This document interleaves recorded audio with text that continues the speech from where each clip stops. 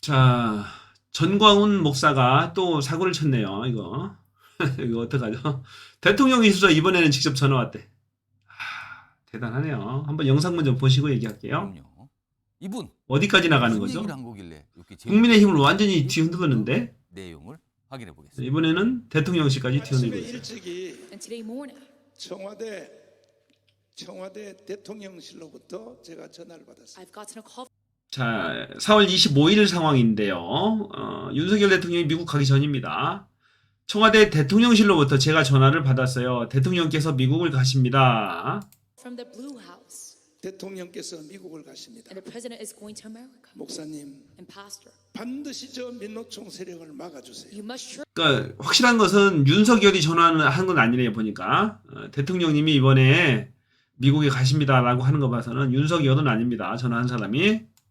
block off that KC2 force. 노동절날 저 반국가 행위를 On May Day, that they're trying to go 이거는 against the government. 목사님 외에는 막을 사람이 없습니다. And you, Reverend, there's 자, 노동절 날, 근로자의 날, 5월 1일 날 오늘인데 민노총 세력을 좀 막아주세요. 참 이상한 주문을 합니다. 민노총 세력이 다 간첩인가요? 왜 이런 주문을 해야 되는 거죠? no one to block off this action.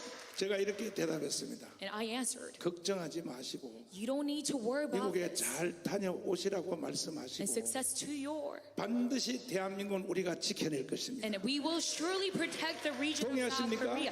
Do you 대단하네요. 자기 그 신자들을 모아놓고 이제 얘기를 하는 거죠. 얘기를 하는 건데 급기야 대통령까지 팝니다. 대통령실. 판걸까요? 아니면 진짜 전화가 왔을까요? 전광훈 목사가 이걸 없는 걸 전혀 없는 사실을 꾸며내서 얘기할 거라고 생각 드나요? 그럴 것 같지는 않잖아요. 그래도 비스무리한 거라도 있어야 이렇게 얘기하는 거 아닌가요? 그죠? 이제 기사도 있어요. 보니까 기사도 있고 그 대통령실도 문제인 거죠. 만일 전화를 했다면 도와달라고 민노총 세력을 막아달라 집회를 해달라는 얘기잖아요.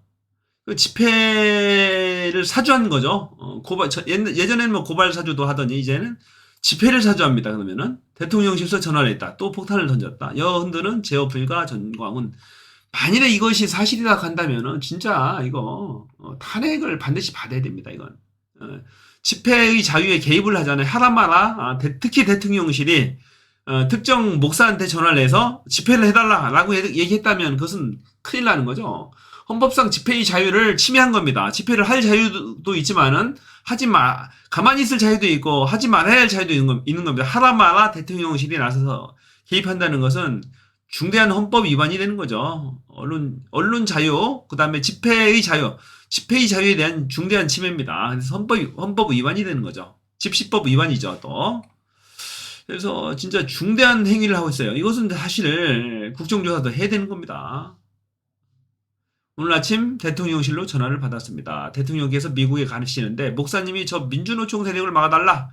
목사님 외에는 막을 사람이 없다고 말했다. 참 대단하네요.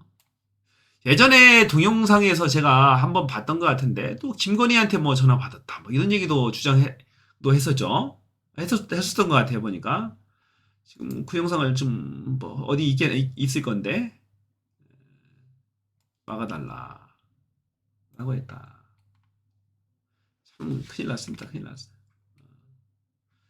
김기현 대표도 당대표 선거에서 도와달라. 라고 이제 했었죠. 그래서 지금은 꼼짝 못하고 있어요. 뭔가 꼬투리 잡히는 게 있는 것 같아. 전당대회 당시 전 목사에게 도움을 요청한 사실이 있다. 윤석열도 도움받아서 대통령 선거할 때, 김기현도 당대표 될 때 도움받았어. 그 다음에, 우리 김재원 최고위원도 도움을 받았어. 그죠? 그러면 할 말 없는 거지. 전광훈한테 코 껴가지고 뭐 다 책 잡혔나봐요. 되게 끌려다니는 형국이야. 끌려다니는 형국이에요. 그래서, 전광훈 목사 측에서 터무니없는 요구를 해와서 그 즉시 그러한 요구를 거절했다. 공천관리위원장, 국회의원 공천관리위원장, 내년도 4월 11일 날 국회의원 선거를 하는데 그 공천관리위원장 자리를 임명할 때 본인의 동의를 얻어달라라는 요구를 해왔다는 거예요. 그래서 본인은 거절했다.